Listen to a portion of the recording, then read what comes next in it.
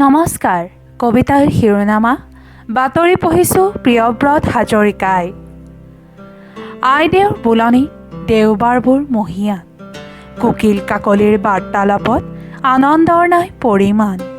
মইনামেলৰ মইনাৰ কাকলি প্ৰতিখন মুখ চকুত ভাহে।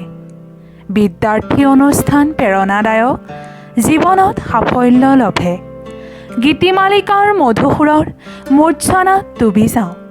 উপাসনাৰ ভক্তিৰসত জীৱন পৰিক্ৰমা বিচাৰি পাওঁ।